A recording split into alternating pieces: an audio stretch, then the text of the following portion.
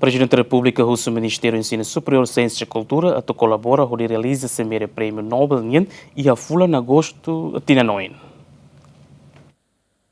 Presidente da República José Ramos Horta, quarta-ne, convida Ministro do Ensino Superior, Ciência e Cultura, José Honório, no Ekaterina Zagladina, o secretário permanente do Prêmio Nobel Nian, onde colhia no discute a preparação cimeira Nobel Nian, nebe planeia a realiza e a fula em agosto tinan rihonrua roanulo resinen. Governante José Honório Hatete pronto coopera a Presidência da República onde realiza a cimeira Prêmio Nobel Nian, no mos halo preparação siraba a cimeira Nian.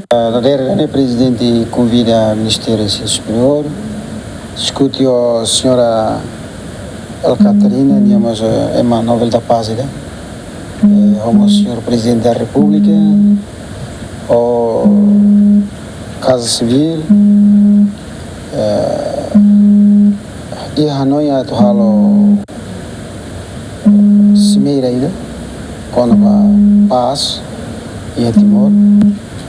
Se convidamos perito Sira Lili a área Sira Nebe Manan Nobel da Paz Tomai Timor e a Lili Nobel da Paz Nebe Manan com a ciência o presidente colhede e o Ministério do Ensino Superior apoio a atividade do excelente presidente da República para implementar a 2026 e a fula em agosto. E a fula em agosto de 2026. A discussão foi uma primeira vez.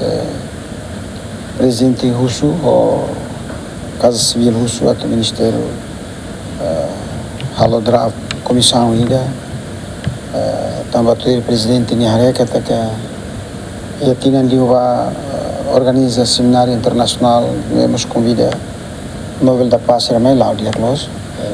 Não é o a minha colher para aqui, mas a colher então base o presidente que até o Ministério do Ensino Superior disponível apoio o programa presidente da República quando vai cimeira vai paz e a fulano também. Cimeira Prêmio Nobel Nian e hatinan oing ba categoria rua, anesam Prêmio Nobel da Paz, nomos Prêmio Nobel Ciência Nian. Prêmio Nobel da Paz Nian estabelece o si Alfred Nobel, ato reconhece ema ka organização Sira nebe halo no serviço botliu ba fraternidade entre nação Sira, no promoção da Nian. Enquanto o Prêmio Nobel Ciência Nian no dar Prêmio Sira ne, reconhece a realização científica Sira nebe destacado onde for benefício ba humanidade, equipa cobertura GMN.